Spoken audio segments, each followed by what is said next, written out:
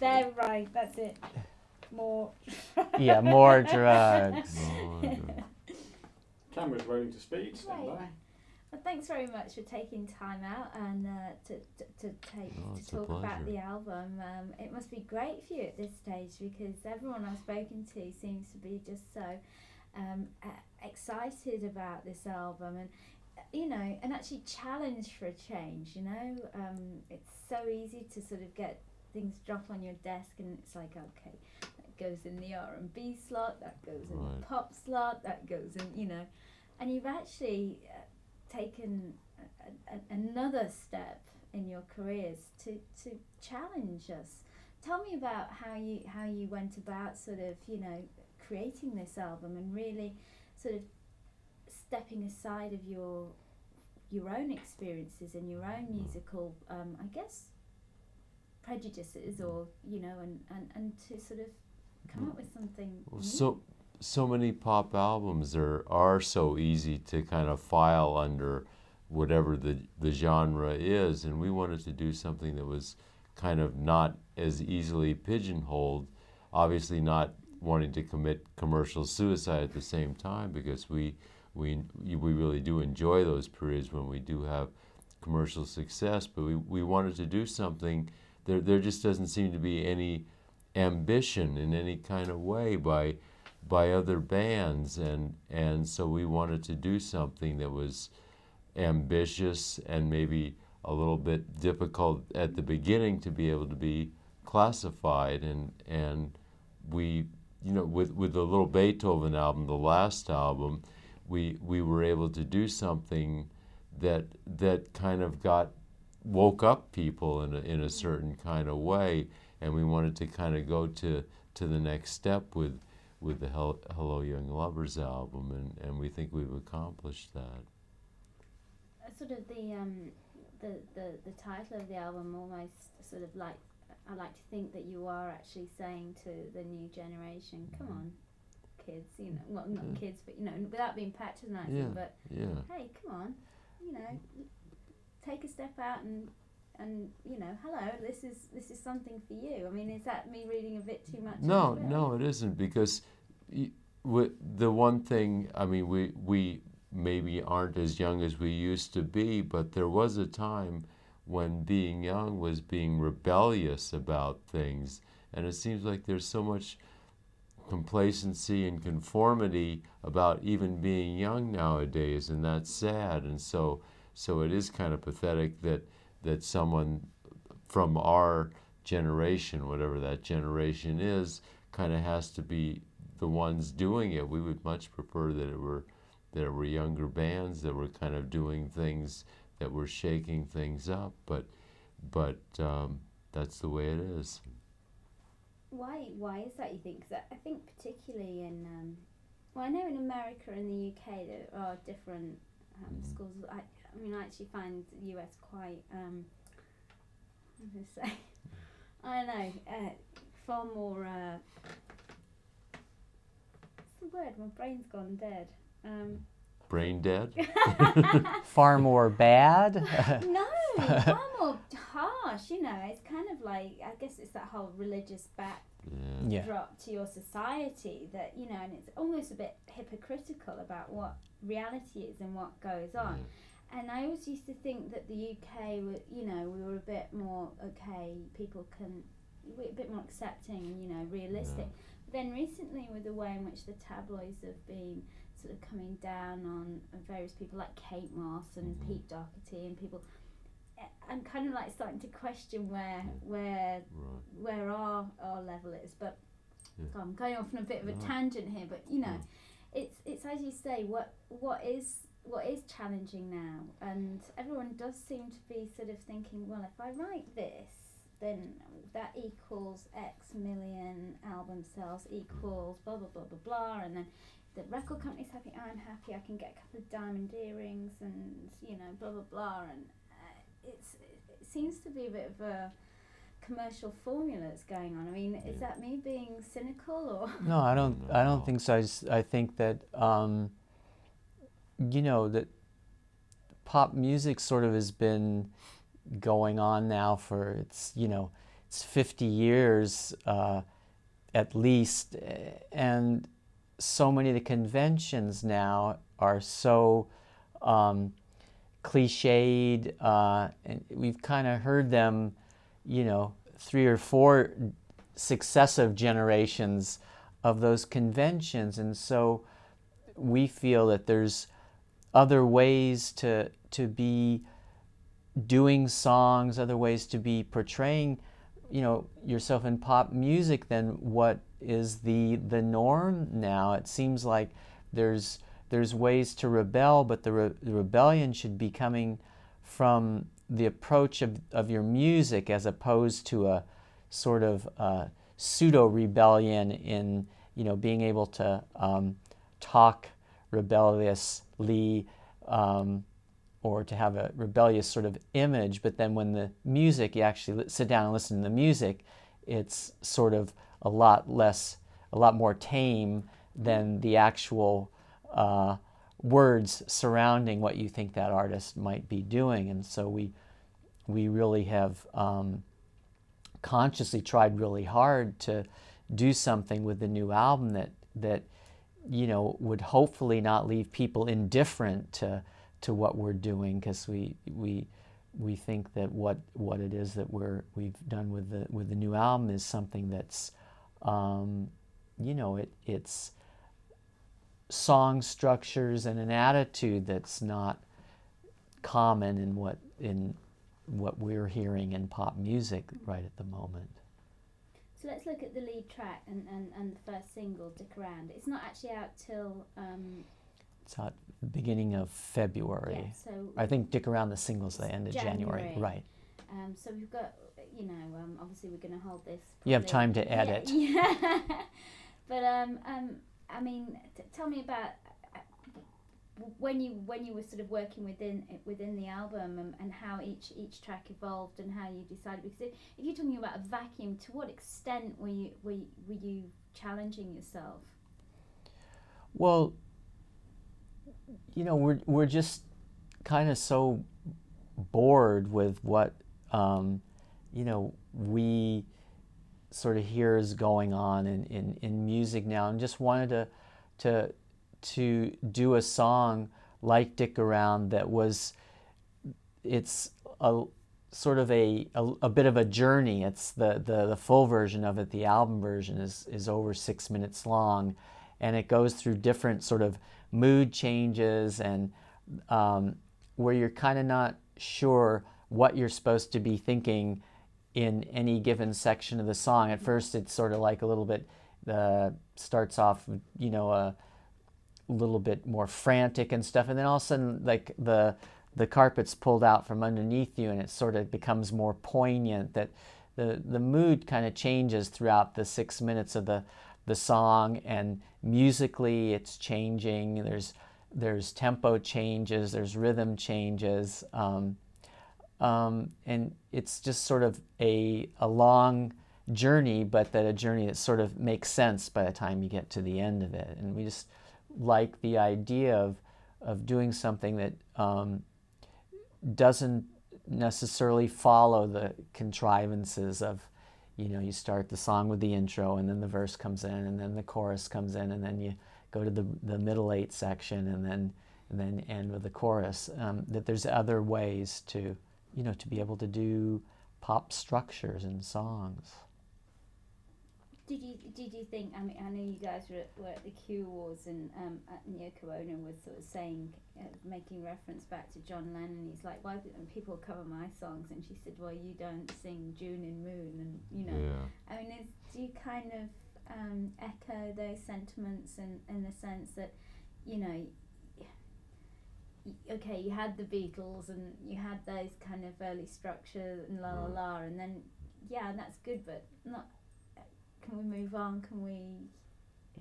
That's why when the torch is passed, you hope it isn't like a smooth transition. We like to see it as like a really abrupt change. And I think when the torch is passed from an older band to a younger band, the younger band is always going to suffer. It seems like everybody should invent their own way of doing something.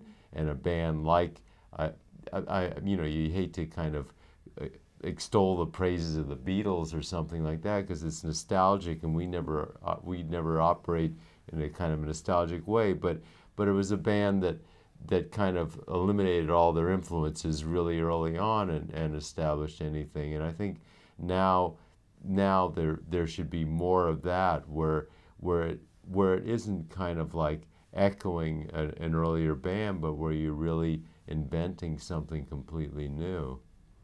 I think particularly with the generation today, I mean, a lot of people, believe it or not, have maybe not heard Beatles tracks, or they may have heard copies or reinventions, but we're talking about, or going back as far as you want, but people are ready to be challenged by new things, and I guess, I would always imagine as, if you were like a film director, if you just kept repeating the same film thing, then people catch on to it quite quickly, and they want to be challenged. So, and music is.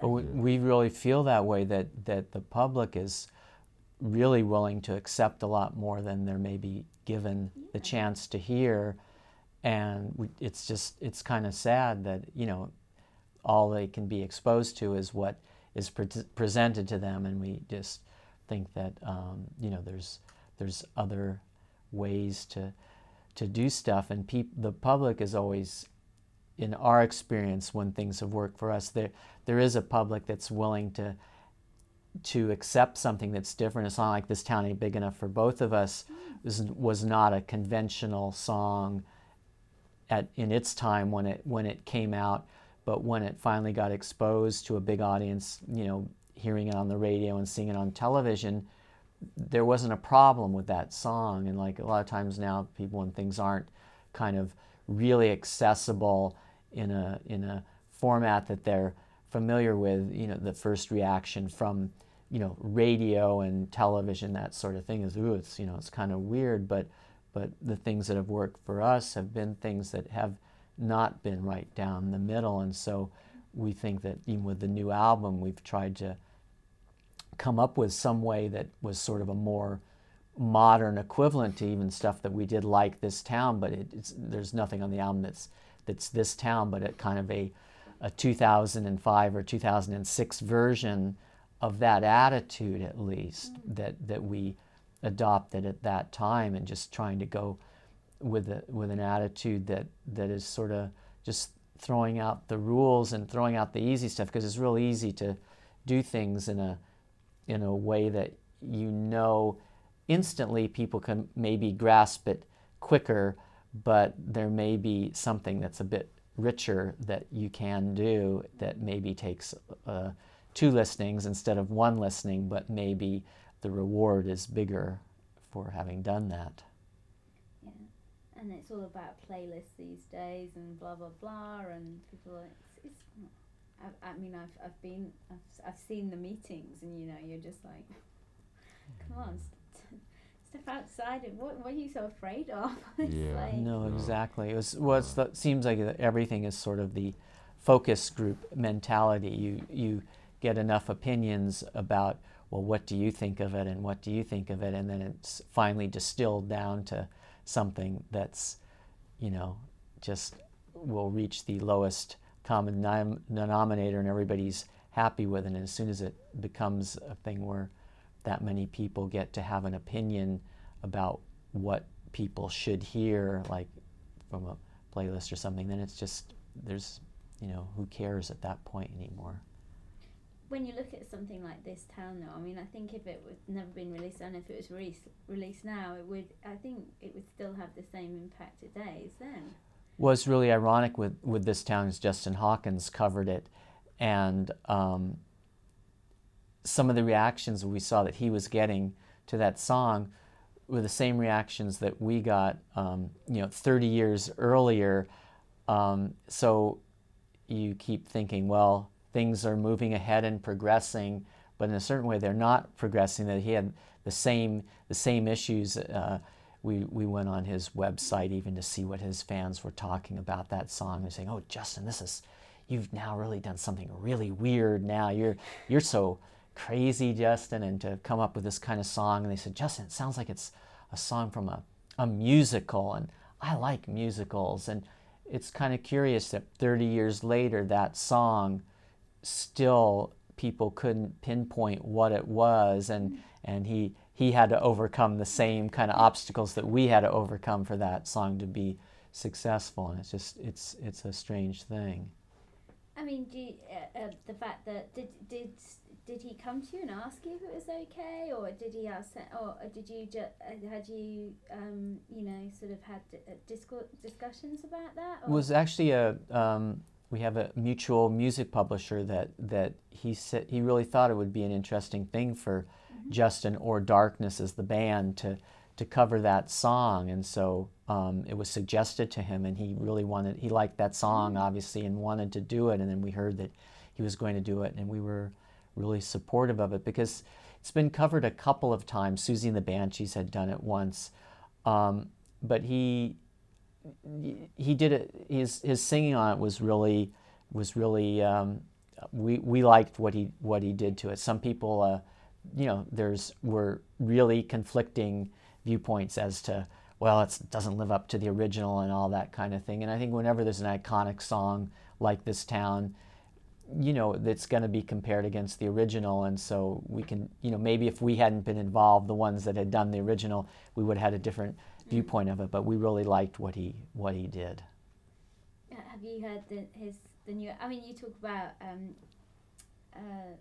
there is an element of the theatrical within the Darkness. Obviously, it's there. There's no denying it. But do you like the fact that they broke through? And I mean, people treated them initially as a bit of a what is it? I guess it's almost like a gimmick. Right. It's like, this is cute. We'll go with this for a while. Right. Look, they're almost like a little queen, a little kind of, Right. And then all of a sudden, people wanted it. It's like you're saying. It's like people can be stretched. They don't just want the same over and over again. No, I mean, I like the fact that there's just so much personality there, and it's just like bravado, and it's just, if you don't like this, we don't care. And I think that that's kind of the essence of what popular music should be. We're presenting this really strongly, and if you don't like it, then it's too bad, because you're missing what should be really liked. It's true. I mean, there's a slag bands off, but there's a young group called McFly over here. I don't know if you've heard of them. Yeah. Kind of like mini Beatles and that kind of, and I'm just like, can I miss the Beatles generation? I don't want, I don't want another one. Yeah. And But you don't have to worry, because they're not the Beatles. No, they're not. But it's like little kind of a cheap Beatles. version. Yeah, it's kind of like Kmart's Beatles. Yeah. Well, do you know what I exactly. mean? Yeah. And when they come on the radio, I have to switch over. Yeah. It drives me insane. It's Yeah. just like, I'd rather. I don't even like. It's not even disliking it. It's just it irritates me, which is worse than disliking something. Yeah. It's like, ugh. Yeah. So who does impress you at the moment, and who do you think's going down the right direction? I mean, a lot of people reference you, and which is great, but it must be nice to think, well, I like what these guys are doing. We don't feel like we're being pushed by any new bands, which is really sad. I mean, people assume just because what we do is sort of stylized that we work in a complete vacuum, but we don't. We really do listen to other things, and there doesn't seem, it seems to be a period. Well, I hope it's just a period. I hope it's not permanent, but there isn't any kind of ambition or kind of attempt to move things to the next step. It's always building on in just small increments from what came before. And so, we'd like to cite other bands now that are kind of going the right way, but without trying to sound arrogant, we really can't. And that's part of the genesis of what we're doing now, because it's both a way for us to to do something that we're excited about, but hopefully it's a way to kind of move popular music, you know, without kind of sounding too self-important, but just to move popular music in a way. Because what the way that we're doing it isn't the only way to kind of do something drastically different within popular music. There has to be scores of ways of doing that, but we think that we found a way to do that, and we really wish that there were other bands that kind of felt that same way. Well, I sort of thought with the sort of the web and all that and the internet and, you know, maybe that music would get more freedom outside of kind of the constraints of record companies, but it doesn't seem to way. And I think that television actually has a big impact on what is acceptable and what isn't acceptable. I work in the medium, but, you know, it does have a massive, you know, sway. It's like, does it work with TV? Does it work with the mums who are going to be buying it in the supermarket? Because that's where music's being bought at the moment. Yeah. Right, and all the technology, I think, now is, it's actually the problem. It's not the benefit of all of the great, you know, inventions that are going on. I think that, you know, the technology is great, but the technology only delivers what creative element someone else has created. You know, there's iPods, they're great inventions, but they can only deliver whatever music's been put into them by some artist. So basically, you still have to be producing something that's good. So no matter how good, you know, the internet's great, you can communicate better. Blackberries are wonderful. You can get your messages wherever you are, but it's still basically it's a telephone, and somebody's going to talk to you on the telephone. If they've got nothing to say, then you know, they got nothing to say, but they can reach you quicker. You know, so in the end, the technology is, you know, it's great for us to be able to record on our own in our home, and you know, it makes the recording process easier.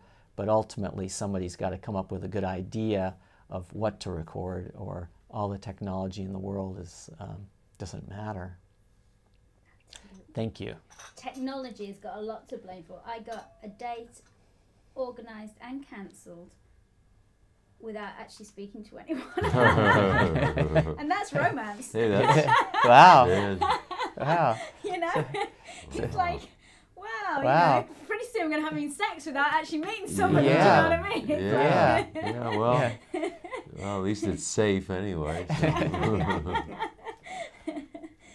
You know, I kind of sometimes think that maybe, you know, maybe China or somewhere's going to surprise us because they've maybe been in this vacuum for a while, and they're going to come out and not be so constrained and scared of doing something that maybe we're all becoming, I don't know. Yeah, well, you know? they're definitely pent up there, so it'll be interesting to something see. to react against, you know, Yeah. that maybe within this perceived freedom that we have, we've actually created our own boundaries and own.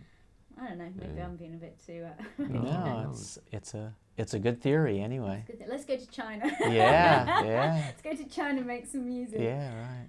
So, you know, I mean, have you been having some good chats and good things over here? I mean, does it feel good for you over here in the UK? Yeah, well, so far just the reaction to the new album has been really good, and the people that we've spoken to so far do appreciate and recognize that there's been some effort put into what we've done, and you know, the goal is obviously to have a lot of people hear what we're doing. So the beginning of the year when the album comes out, we're going to be playing live, and hope to be able to present the new album in a way that's as striking, hopefully as striking as, you know, the music is, and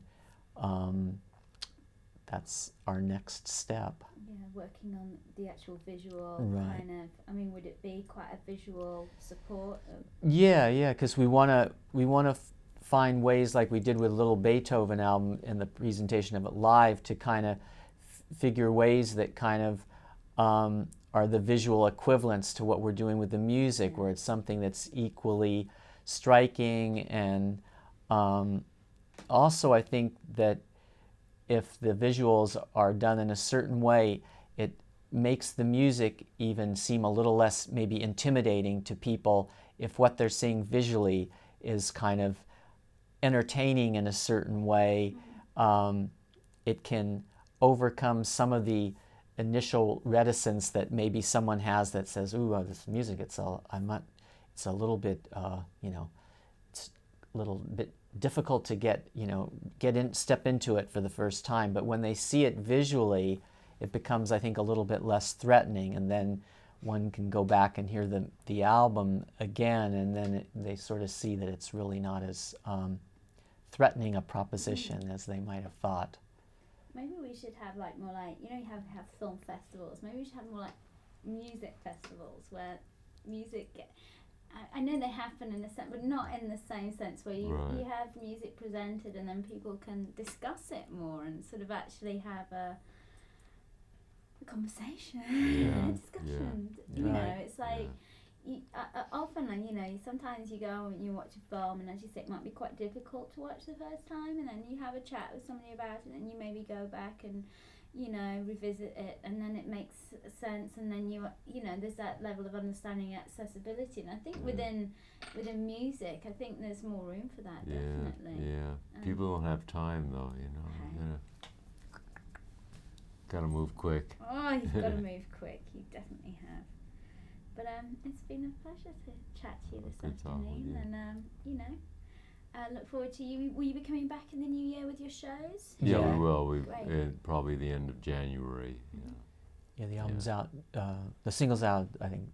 Yeah, the very end of January, and then the album's the beginning of February. Then we're going to start playing right then. So we will be here one way or another. Yeah, it'd be good as well. I kind of want, because within my house, I'm like playing my music in certain areas through my DVD player, and I just get this thing going around going DVD, and I want to, without having to buy a DVD of music, like people performing, I quite like to have some visual.